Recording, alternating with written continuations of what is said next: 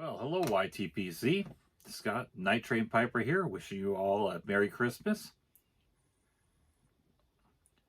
I kind of did what's become a tradition, staying up really late on Christmas Eve. I don't know what time it is, probably 2 a.m. or something.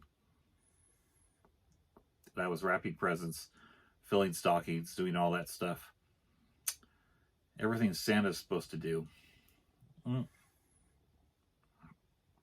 So, I wanted to show you this blend that I'm smoking. It's called Royal Yachts. I'm sure most of you heard about it. And this blend, I love this blend. It's one that I bought over a year ago. The first tin of it I ever tried. And I think I smoked that thing pretty much the whole tin within a span of about 2 months, which for me, that's pretty fast. So, and I hadn't ordered it since, and so I thought, it's December. I'm going to order myself a little treat here.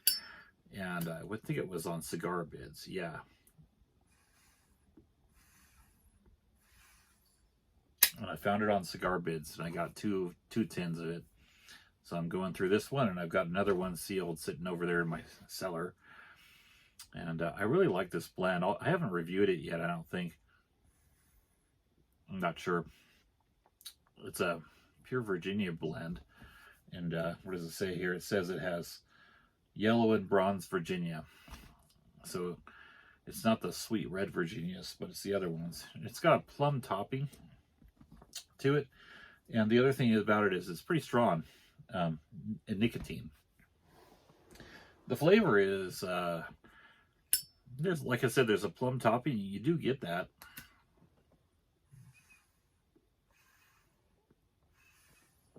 It's not super strong. You know, technically, I suppose that makes this an aromatic, but it's not really the kind of aromatic where you just get blasted by any kind of flavor. It's, I would say it's just a strong, nice smoke. And I do get the good nick hit. Certainly not a nick hit of Five Brothers magnitude, though, thank goodness.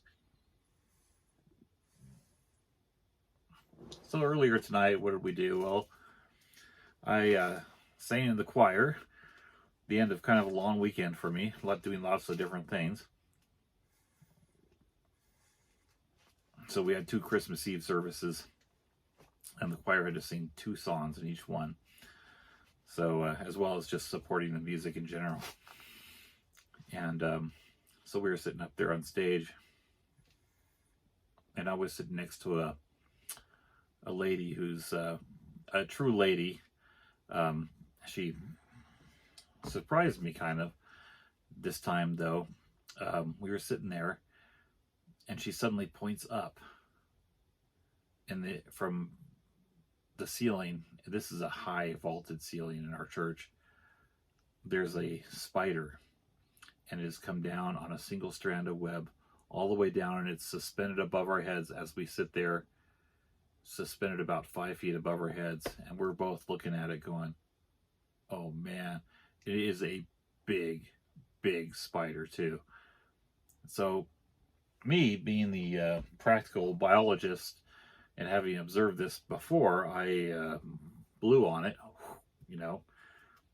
And as usual, when a spider or something weird happens, they freak out.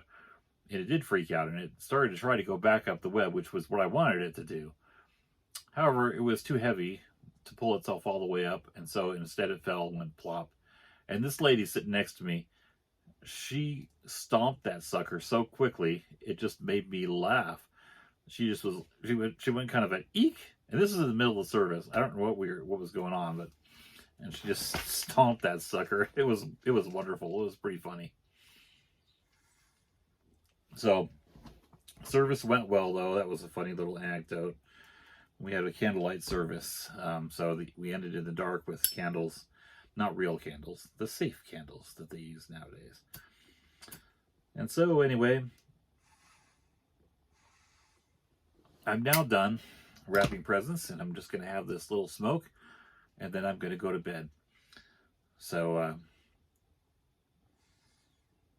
But before I do, I have a little poem that I prepared for you all about my experience out here wrapping presents.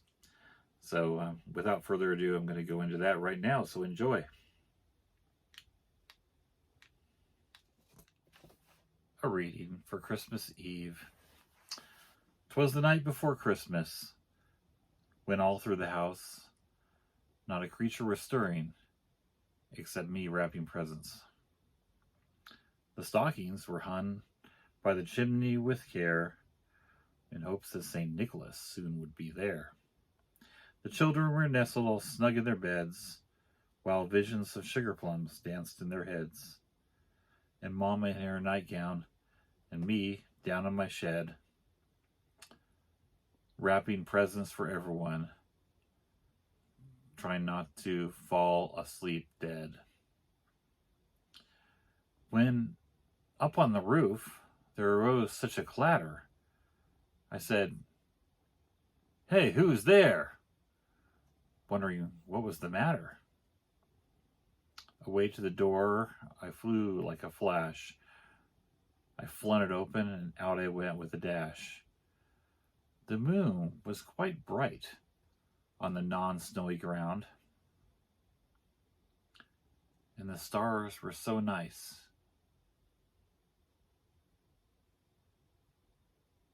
Nice night all around. I went round the corner, and what did I see there? A great big galumphing brown-bellied bear. It got into my bird food. This happens sometimes. But man, I didn't want it to happen this time. Get into my bird food, you big dumbass bear. I went around there again, looked at him, gave him a stare. As I looked at him, he gazed back with dull eyes, both of us frozen in mild surprise. I turned back around the corner, but when I looked back, he was gone.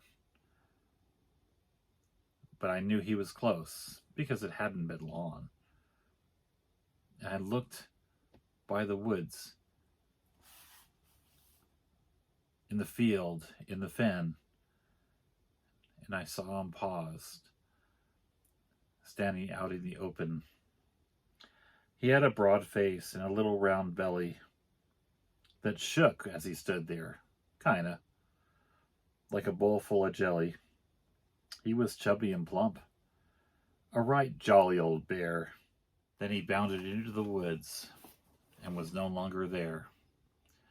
But I thought I heard him exclaim, as he bounded out of sight, "Happy Christmas to all, and to all a good night." All right. Well, I hope you enjoyed that.